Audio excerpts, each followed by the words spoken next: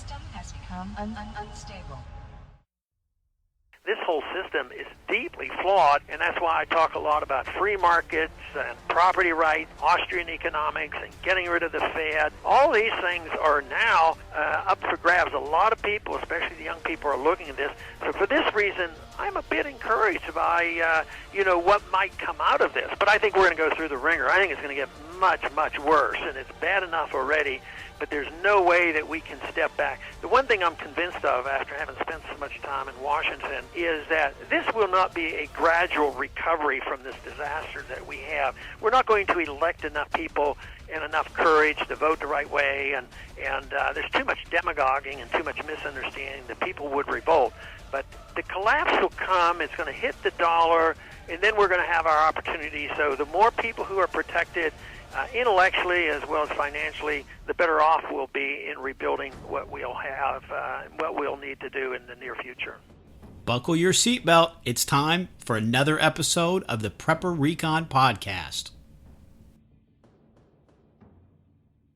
Whether your plan is to bug out or bug in, CampingSurvival.com has all of your preparedness needs, including fish antibiotics, long-term storage food, water filters, bug-out bags, and first aid kits. Use coupon code PrepperRecon for 5% off your entire order at CampingSurvival.com. When disaster strikes, it's too late to prepare. PrepperRecon.com offers MOLLE-compatible individual first aid kits for your home, auto, or bug-out bag. These kits have everything you need to address a traumatic injury, including an Israeli battle dressing, quick clot, EMT shears, suture kit, Steri-strips, tourniquet, ACS chest seal, tough strip bandages, gauze, and so much more. $89 includes shipping. To buy your individual first aid kit, go to PrepperRecon.com and click the store tab at the top of the homepage. Order today before it's too late. Hey Preppers and Patriots, this is the second half of my discussion with Michael Snyder of the Economic Collapse blog. Enjoy the show. What you said about the news cycle, and we just have this very short attention span, and I think that also part of that is that we expect these big, huge events, and it needs to look like something from a Die Hard movie, or it doesn't really get our attention. Is that part of what happens in these sort of economic collapses? Is that there's sort of a slow motion event sometimes, and I guess maybe we could liken it to the Titanic, and maybe it's only going down a couple of inches an hour, and you think, well, that ship's not really sinking because I'm looking at it right here, and I don't see it just like rolling over and going straight down. So do you think that because they don't see it happening really fast, that some folks will lose focus on the fact that we're having a financial collapse? Oh, without a doubt. Most people, they're the only thing that's going to get their attention is a big headline, a big explosion, a big event, and so what's going on today is similar to what we saw in 2008, where the economy was sliding into recession. Things kind of in the background, a lot of things were a mess, but then we didn't get the big headlines until Lehman Brothers collapsed and just the huge stock market crashes on some particular days, and that finally got people's attention. But the things had been happening well in advance up to that, but no one was talking about it, no one was concerned about it. I think similar things are happening today, although we've already seen some very large stock market declines. Still, it hasn't exploded into the public consciousness yet. So I think it's probably going to take some kind of Lehman Brothers event, which, speaking of that, we've got a lot of great candidates for that at this time. For example, Glencore. It's a giant European commodity trading firm. At one time was considered to be the 10th largest company in the entire world. Well, they're imploding. Their stock price has declined by about 80%. They're a complete and total mess, drowning in debt. They could collapse at any time. Along with other commodity traders, the Noble Group, the largest commodity trader in Asia, is in a similar mess. Trafigura is another one of them. All these big commodity trading firms, if any one of them were to go bankrupt, go belly up, totally collapse, it would be basically the equivalent of another Lehman Brothers event. Another financial institution to watch is Deutsche Bank in Germany. They recently let go of their co-CEOs. They recently announced they're laying off tens of thousands of workers. They announced a huge loss. They're in huge trouble. Watch them. Another one is UBS, the biggest bank in Switzerland. They're reportedly in big trouble with derivatives. So, and there's others around the world as well, but all these potential Lehman Brothers moments, there's not just one or two to watch, there's a whole bunch of them right now. And so there's all this stuff, but it's kind of under the surface. It hasn't erupted into the headlines yet, but I do expect that that's going to be coming up not too long from now. And if we have another crash, can't we just print another $10 trillion and bail everybody out again? Well, that's a good question. In terms of the quantitative easing that was done before, that helped stock prices, but it didn't help the real economy, as I've written about quite a bit over the years. But eventually, see, what happens is when you start printing money, it seems to work for a little while. Like in the Weimar Republic in Germany, they started doing it. It seemed to help things at least a bit for a while. And so they said, well, this is kind of working. Let's do some more. And so you always do more and more. And it always ends up tragically and horribly. And so I do expect that will be the response. I expect, what we're heading into next, a great financial crisis similar to 2008, 2009, where we'll see financial institutions fail, and it'll cause a credit crunch. In other words, banks won't want to lend to each other. They won't want to lend to us. And so all of a sudden it's going to seem like nobody has any money to spend, and that's going to cause a deflationary crisis. It may be very short in duration, but for a time, things are going to be very, very deflationary. No one's going to seem to have any money to spend. Retailers are going to have a real hard time getting rid of their products, moving stuff through their stores, and so there's going to be this like credit freeze, credit crunch. And now in response to that, and it depends how quickly they move on this, but I expect to see central banks around the world print lots and lots of money. There'll be bailouts. There'll be governments trying to fix things with their stimulus programs. And I think that response will ultimately cause the tremendous hyperinflation, the death of the dollar, and everything else that people have talked about. But so I differ a little bit with some people that talk about the coming crisis, because I don't believe we're immediately moving into any type of rampant inflation. I believe this credit crunch deflationary stage is going to hit us first, but then after that, the over-the-top response that we will see, I believe, will eventually cause just paper currencies, not only in the United States, but all over the world, to just completely crash and lose value. And are you trying to position yourself to take advantage of that deflationary period to get into hard assets and to get out of paper for the inflationary period? Yeah, and people need to realize that the strategy that works at one part of it may not work at another stage. We're going to have to be flexible. We're going to have to, and my wife and I are big believers in not having all of our eggs in one basket. So we do have precious metals, gold, and particularly silver. We love silver. Silver at 15 something, I think, is where it's at right now, is ridiculously undervalued. That's more for the long term. That's more for the inflationary stage. Now, in the short term, people are going to need some cash in order to pay your bills, pay your mortgage in the events of emergency. So I do recommend to everyone to have an emergency fund that can last for at least 6 months stored away. Because what happened in the last crisis? All of a sudden, people lost their jobs, and because 62% of all Americans are living paycheck to paycheck, they couldn't pay the mortgage, they couldn't pay the bills. They went from living a relatively comfortable middle-class lifestyle to being out on the street very, very rapidly. So you need to have something to fall back on. You need some money in the bank. You need some money cash at home in case you can't get to the ATMs, you can't get to the banks. So and don't just have all your money in one bank. My wife and I have multiple bank accounts. So I'm a big believer in spreading the risk around. So don't just have all your money in one location or one bank or in one set of assets. But spread your risk around, have an emergency fund that you can fall back on, but also plan for the future. And what you probably talk about on your podcast very frequently is we're a big believer in storing up food and supplies. In fact, we've been focusing more on that lately than we ever have before.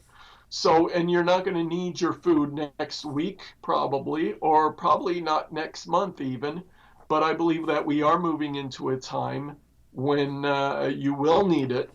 And, a lot of people say, well, I stored up all this food, it's a waste. Well, not if you buy things that you're going to use and eat anyway, and just rotate and use it over time.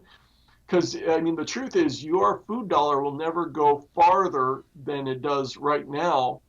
And so, in the future, food's going to cost a lot more. So you can also think of it as an investment in that the food you'll be eating in the future, if you waited to buy it until then, it would have cost you a lot more. So, we're a big believer in full spectrum preparation. And you mentioned keeping at least a 6-month cushion in cash, and you said to keep some of that at home, some of that in the bank.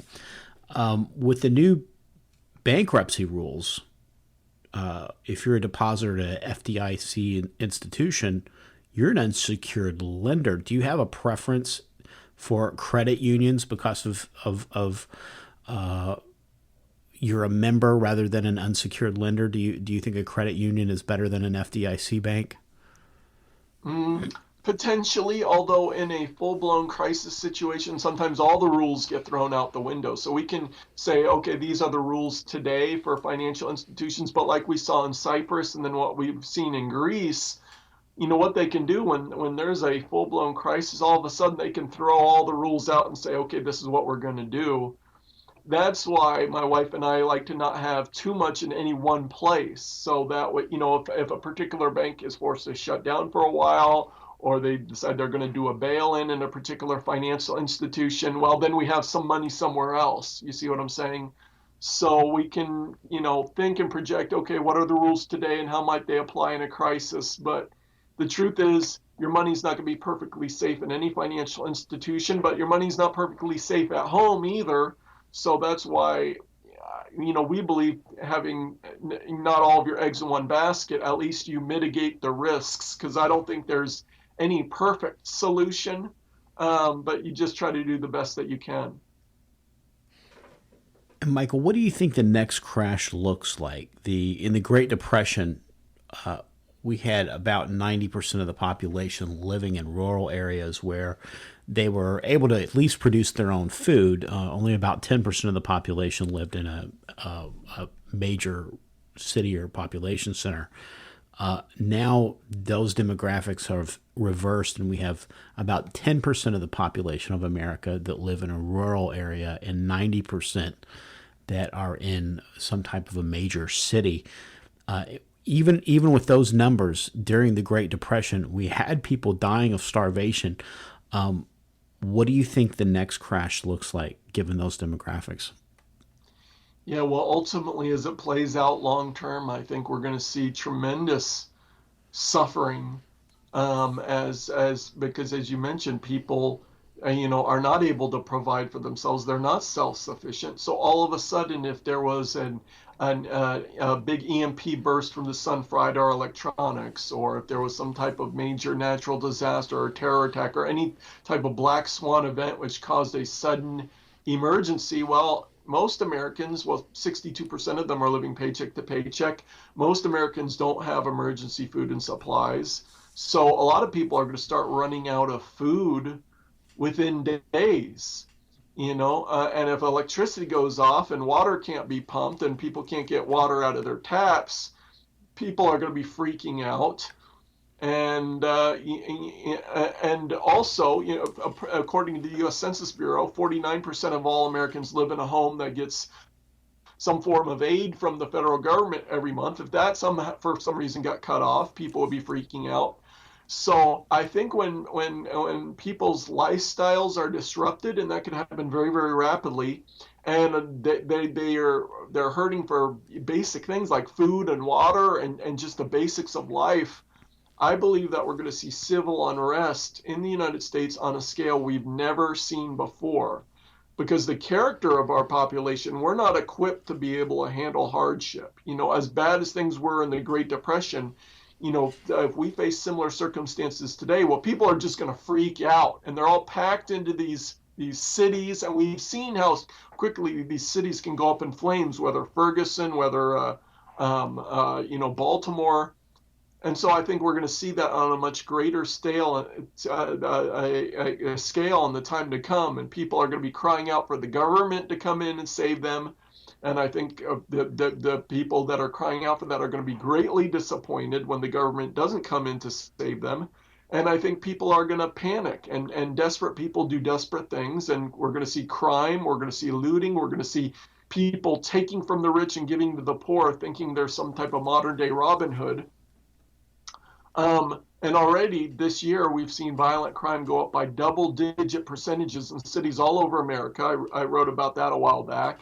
But I think it's going to get a lot worse. And so people need to think about self-defense. People need to think about what they're going to do when there's just crowds of hordes of crazed people running around looking for food, looking, for money, looking for, whatever it is that they're looking for. What are you going to do to defend your home, take care of your family, make sure they're safe? I've encouraged people to consider leaving the big cities if they can, but for a lot of people that's not possible because they're totally dependent on their jobs. They've got to stay where they are. So, there's some people that, are going to be in some very, very tough situations as the coming crisis ahead plays out. And I believe it's going to be a long-term crisis.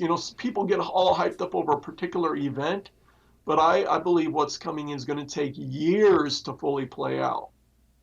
It's time for a quick break, and we'll be right back. The dollar's lost over 90% of its purchasing power since 1971. Silver, on the other hand, has proved to be a very stable form of wealth preservation over the years. And where do you buy silver? Silver.com, of course. Silver.com offers fantastic prices on silver and gold. All long-term storage food is not created equal. Folks who have been prepping for a while will tell you there's a long-term storage food that you can eat if you have to, and long-term storage food that you love to eat. The apocalypse will be tough enough. Buy high-quality foods that you'll love to eat at valleyfoodstorage.com. Use coupon code RECON10 for 10% off your order. And you'd mentioned in your American Exceptionalism article that we have so many people that are taking prescription medications right now, and I know a lot of them, some of them can't do without of it, and a lot of them, it may be that there's something that they could do to wean themselves off of that, to get free of it. But it reminded me of an article that RT had last week that highlighted the moral and economic decay of America, and it likened us to a bomb ready to blow. One of the things that it pointed out was our dependence to easily disrupted systems like grocery stores and municipal waters, and coupled with a huge segment of the population that's dependent on prescription meds. Does that sound like a recipe for disaster? Oh, it certainly does, because, most of these mass shooters that we've seen, so many of them over the past few years, well, they go back and they find that almost every single one of them was were on these antidepressants. And so, when people all of a sudden, whether they can't get their antidepressants, they can't afford them, well, they're going to snap, and people are going to go insane and do some really violent things, some really stupid things. So, we've got such a toxic, we've got an extremely spoiled population that's growing in anger and frustration. We see it all around us already, but government dependence is at an all-time high, and yet people are less self-sufficient than ever. They've got less food and supplies stored up. Our grandparents, our great-grandparents, they always had a supply of food and what they would need in case of emergency, because they've been through the Great Depression. They knew what it was like. But today we just trust that the system's going to be okay. So we've got this kind of perfect setup for societal chaos, and people are ready to snap and be violent and go crazy, as we've seen in Ferguson and Baltimore. So this thin veneer of civilization that we all take for granted is disappearing. And I hope people are getting ready for that. I just wrote an article. I just published it. It was just a couple days ago. It was entitled, America Looks a Lot Like Nazi Germany Did Just Prior to World War II. And it's on endoftheamericandream.com. I hope people check it out, as I think what we see in America today is so similar to what we saw in Nazi Germany before everything fell apart. In Nazi Germany, they had these beautiful parades and everything was decorated and there's so much pageantry, and it kind of reminded me of America today. Everything looks so beautiful on television, and we go to our football games and the bands that they play the music, and everything looks so wonderful, and there's so much pageantry and so much beauty in our society, but it's really masking a lot of decay that's going on underneath, a lot of evil that's going on underneath. We've become a highly militarized society, big brother police state, where the Obama administration just came out. Now they've established this new position to, focus on domestic extremism. Of course, they're going to focus on right-wingers, people like, that listen to your podcast, people like that. They're not going to focus on the communists or the radical leftists that are causing so much trouble in Ferguson or Baltimore. And our society is becoming so much like, what we saw then, and I fear that we're headed for a similar fate.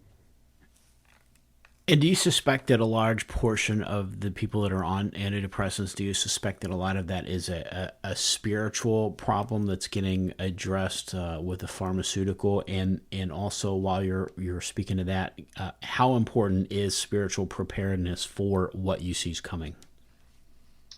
Oh, I think spiritual preparedness is the most important kind of preparation. I think all of what we see in our society, all those facts that I talked about earlier, are a symptom of America's spiritual decline. So, a lot of people out there, they've stored up food and supplies, and they've got solar power, and they've got this and that and the other thing, and they think they're all prepared for whatever might happen. But if people don't have Jesus Christ, I have absolutely no idea how they're going to make it through what is coming, because it's going to be more terrible than I think that any of us can really grasp or imagine right now. But, we've seen this country, we've shaken our fist at God. We've said we don't want him or his ways. And I think that this summer, the last 6 months or so, has been a season of time when we've been shown exactly why judgment is coming to this country, kind of like in a legal setting. If you're being brought up and a sentence is about to be pronounced on you, well, first, they tell you why you're being sentenced. They tell you why you're guilty of whatever it is that you've done. Then the punishment comes. Well, I think that's exactly what we are seeing with the United States. For example, this whole thing with Planned Parenthood. I don't think it's any mistake that these undercover videos have come out at this period of time. The whole world has been shown that we're killing millions of babies, we're chopping them up, we're harvesting their organs, and then they're being auctioned off to the highest bidder, where they're being used in incredibly bizarre scientific experiments. It's been put out there on video for the whole world to see. And after all these videos that came out, they took a survey. This was in USA Today. They asked the American people, should we cut off federal funding for Planned Parenthood? And the response just blew me away. 65% of all Americans said, no, we do not want to cut off federal funding for Planned Parenthood. And only 29% of Americans, less than 30%, said, yes, let's cut off the hundreds of millions of dollars each year that we're giving to Planned Parenthood. So this wasn't a question of, okay, should we shut Planned Parenthood down or not? This was just a question of, okay, should the federal government keep giving them hundreds of millions of dollars a year? And we can't even agree on that. In fact, by more than 2-to-1 margin, the American people are saying, no, we want this to continue. We want to keep funding it. So what that tells me is that America is done. And of course, the churches aren't talking about this. The churches aren't warning about judgment. They're not telling people to get prepared. They're not talking about any of these things. and that, we've got all these churches that are dead, all these churches that are asleep, and that's why we see sin running rampant in the church. In fact, a survey that was conducted by the Barna Group discovered that 77% of all Christian men in America in the 18 to 30-year-old age bracket view pornography at least once per month, at least monthly. Wow. And so, we've got these churches which are just horrible.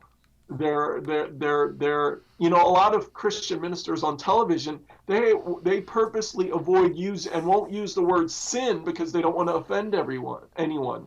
So yeah, it's a giant mess that, people need to get right with God, and these churches are not leading people the right direction. And in Isaiah and Jeremiah, that's also the major sins that were called out as to why God was bringing Israel to judgment. In that period, it was because of the murder of their children and adultery and sexual sin, and so it's basically exactly the same as you mentioned. It's very, very similar to what we're going through. Now, you wrote a fiction book called The Beginning of the End. Can you give us a quick synopsis of that? Yeah, it's a novel, so it's different from the kind of writing I do normally, but it's a mystery/thriller set in the United States in the near future. And I wanted to try to paint a picture of what life would be like as things start to fall apart with the economy and with everything else. And there's things in there about the Big Brother police state and about great natural disasters, and the derivatives crisis, I believe is in there. And so it's very, very entertaining. Some people have got the book and they wrote me and they said, Michael, I read it in 48 hours straight. I couldn't put it down, which I was amazed by because it's an extremely long book.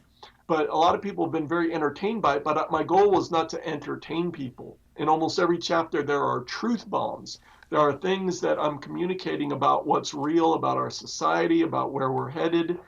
And so it's the kind of book you can get for someone that, and you can say, oh, here's a great novel, but then they read it and they're waking up. They're getting all this information. A lot of the things I've written about on my websites, I put in the book. And then at the end of the book, I have an extended presentation of the gospel. And so if you've got a loved one who needs to hear about Jesus, it can be a witnessing tool, because actually the longest chapter in the book by far is called The Most Important Thing. It's the end of the book, and it's a really extended and comprehensive and very clear presentation of how people can be saved. And of course, that's the most important preparation. And now you've also got a video presentation on the coming collapse. Can you tell us about that?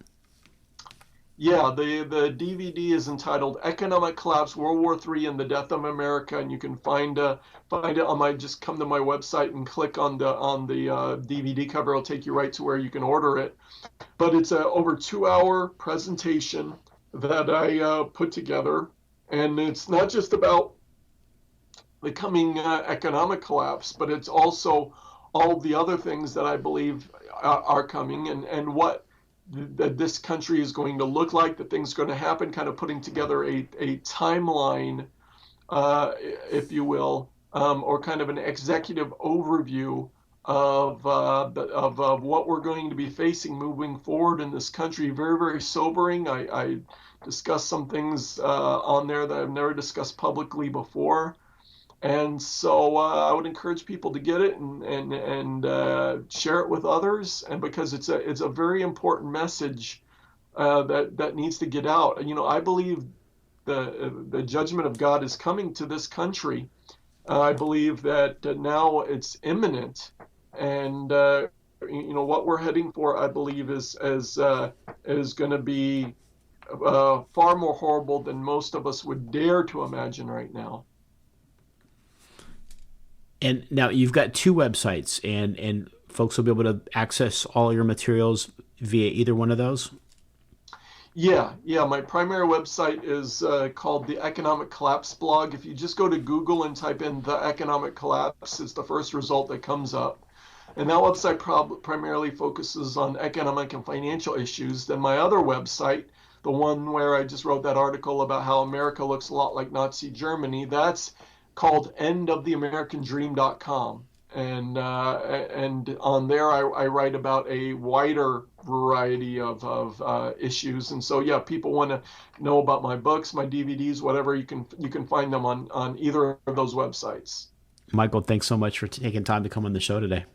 Oh, of course. Thank you so much for Mark for having me on. In the days of Noah, Book 3, Perdition. A global empire arises like a phoenix from the ashes of the world that was. The emerging order is unified by a new global currency and a single world religion, which are mandated by an imposed UN treaty. In the interest of unity and peace, a zero-tolerance policy for dissenters is enacted and strictly enforced. Hunted down like common criminals for daring to resist the state, Noah Parker's group will have to rely on faith and wits to endure the powers of darkness which are quickly consuming the earth. Buy your copy of The Days of Noah, Book 3, Perdition, by best-selling author Mark Goodwin in paperback, Kindle, or audio edition from Amazon.com today.